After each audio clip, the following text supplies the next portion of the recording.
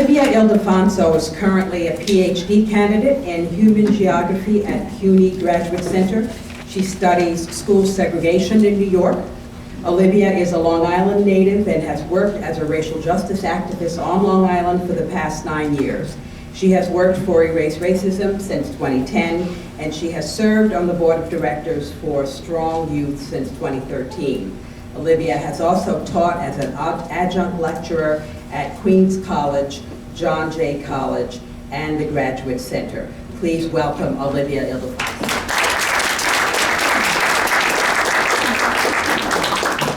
Good morning. Good morning.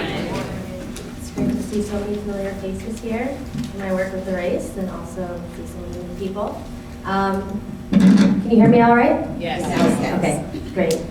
So from my fellow panelists, we've learned that we've all been born into a world that's been deeply shaped by the social construction of race. Especially here on Long Island, which remains extremely racially segregated, we cannot avoid all of the messages that we continuously get about race, even if we aren't consciously paying attention to them.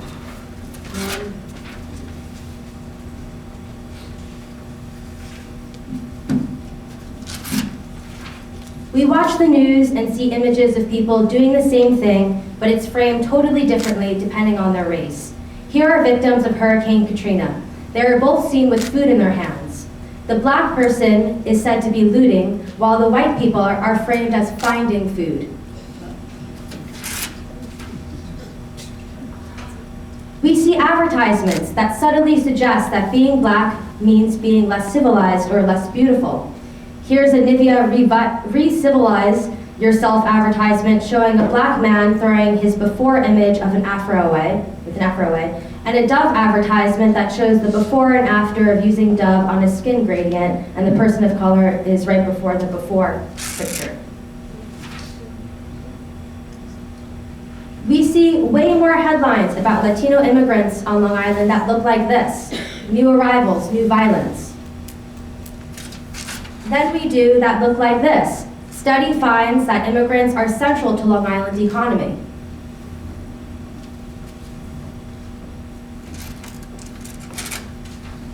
These examples are part of the fog that we are constantly breathing in. Other things that we breathe in are conversations that we hear from people around us. These conversations might take the form of talking about those people, which uses specific incidences to make generalizations about a whole race. The fog also includes our education, what we learn in school, and most importantly, what we don't learn about our race's past. I remember reading an article recently about a history book that framed black slaves as workers, as if there was some type of option there. This fog exists all around us, and we breathe it in, and as we breathe it in, we internalize these stereotypes and assumptions on a subconscious level. And this subconscious is expressed through implicit racial biases, which is the brain's automatic instant association of stereotypes or attitudes towards particular groups without our conscious awareness. It's important to realize that even without intent, when implicit biases are performed by everyone in society, they have a major effect on perpetuating racial disparities and structural racism. Implicit bias is a relatively new field of study in psychology, but the more tests that are done, the more we find examples of it in every sector of society. In healthcare, implicit bias affects how doctors interact with patients in terms of communication, treatment protocols, and recommended treatment options. For example, studies have shown that blacks are more likely to be perceived as drug-seeking when requesting pain relief as compared to whites.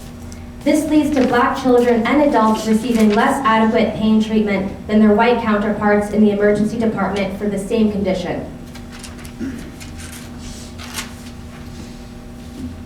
A teacher may say and explicitly believe that he or she has equal expectations for all students, while in fact implicit racial bias lowers expectations for students of color and stimulates subtle differences in the way teachers behave towards these students.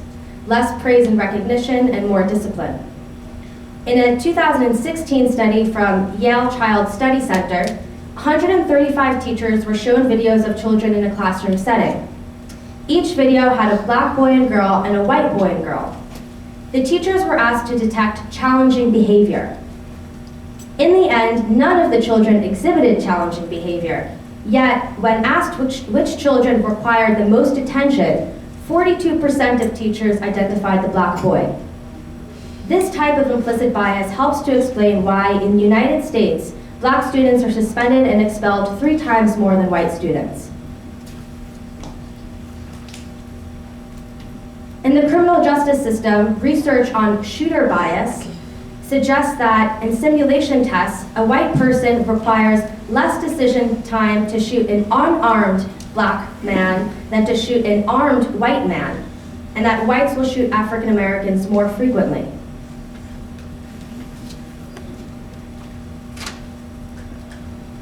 And in employment, researchers have consistently found that when all variables are held constant except for the applicant's name, job applicants with white-sounding names receive significantly more callbacks and interviews than applicants with black-sounding names.